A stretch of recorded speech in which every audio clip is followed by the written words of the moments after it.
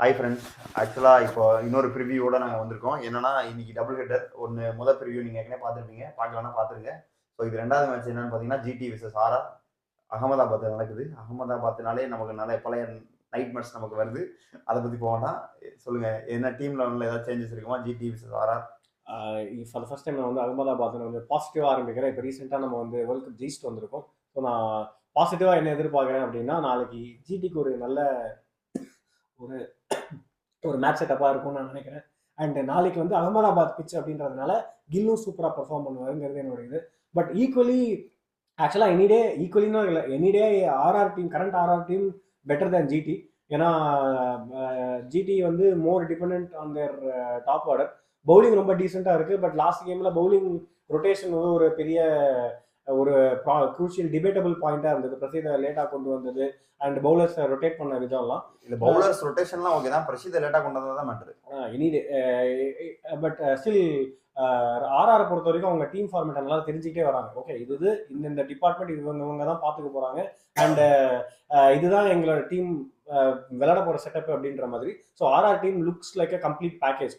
So நாளைக்கு என்னதான் ஜிடிக்கு home அட்வான்டேஜாக இருக்குது, கில் நாளைக்கு பர்ஃபார்ம் பண்ணுவாருன்னு நாங்கள் எதிர்பார்த்தா கூட ஆர்ஆர் வந்து will have a better chance நான் நினைக்கிறேன். உங்களோட ஒப்பீனியன் என்ன? லைக் ஜிடியில் வந்து அங்கே டாப் 3 ஹெவியாக இருக்குது. பட் அந்த கிளென் பிலிப்ஸ் அட் 4ல் வர்றதுனால அவங்களால ஓல்டர் ஆட முடியல, மிடில் ஆர்டரில், லோவர் மிடில் ஆர்டரில். ஸோ ஷாருக் கான் டிவாட்டியாவும் அவர் அட் 7 at 8ல் வரு.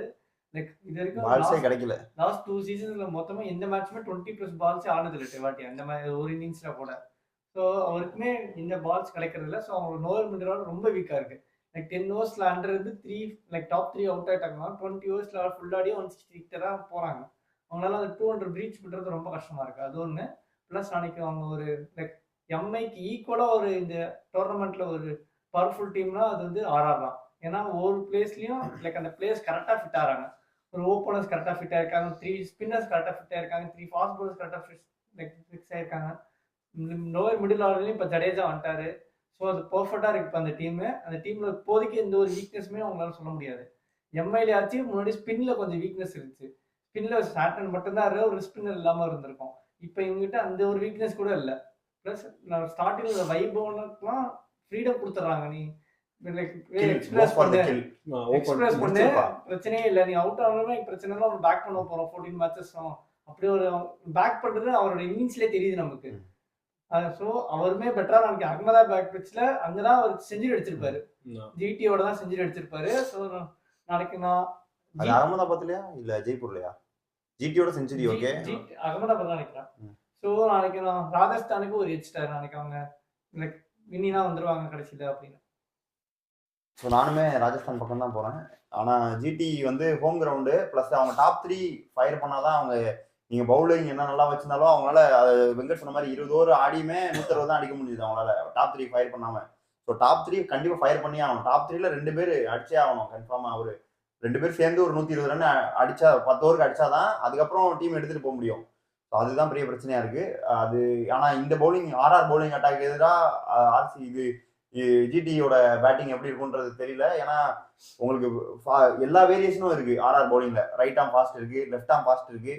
ரைட் ஆர்ம்ல லெங்த் லைன் போடுற ஒரு பவுலர் வச்சிருக்காங்க, லெஃப்ட் ஆர்ம் ஸ்பின்னர் வச்சிருக்காங்க, ரைட் ஆர்ம் ரிஸ்ட் ஸ்பின்னர் வச்சிருக்காங்க, எல்லாமே வச்சிருக்காங்க. எல்லா ஆப்ஷனுமே இருக்கு. உங்களுக்கு எல்லா வெரைட்டியும் போடும்போது உங்களுக்கு யாருக்கு என்ன வீக்னஸோ அதுக்கேற்ற மாதிரி பிளான் பண்ணிட்டு வர வந்து போட்டாங்கன்னா கொஞ்சம் பெர்ஃபார்ம் பண்றது கஷ்டம் தான் ஜிடிக்கு.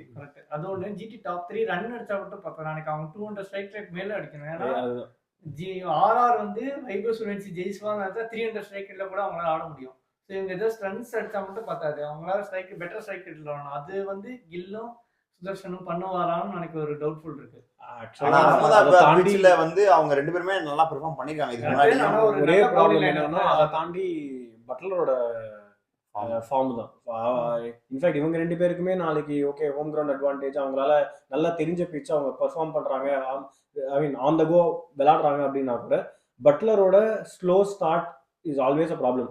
ஏன்னா நம்ம எவ்வளோதான் நம்ம ஸ்லோ ஸ்டார்ட் பண்ணி அவர் லேட்டர் பாயிண்ட் ஆஃப் த கேம்ல அவர் ரொம்ப எக்ஸ்ப்ளோசிவா சேஞ்ச் ஆயிடுவார் சொன்னா கூட இங்க ஒரு கட்டத்திலயுமே அட்டாக் பண்றதுக்கான பவுலர்ஸ் ஆர்ஆர் கிட்டே எப்பவுமே இருக்கு. ஸோ நம்ம நிறைய பால்ஸ் எடுத்துக்கிட்டா கூட திடீர்னு ஒரு நல்ல பால் பட்லர் டிசீவ் பண்ணிருச்சுன்னா அத்தனை பால் ஆடி அந்த 100 ஸ்ட்ரைக் ரேட்ல ஆடுறதுங்கிறது ஆக்சுவலா டீமுக்கு எந்த ஒரு யூஸுமே இல்லாம இருக்கும். அது பிவிகேஎஸ் மேட்ச்ல அதான் நடந்தது. நல்லா அது எடுத்துட்டு போயிட்டு இருந்தாரு சகல், கையில இருந்து ஒரு மேஜிக் இதாப்பா வச்சுக்க அப்படின்னு போட்டப்போ.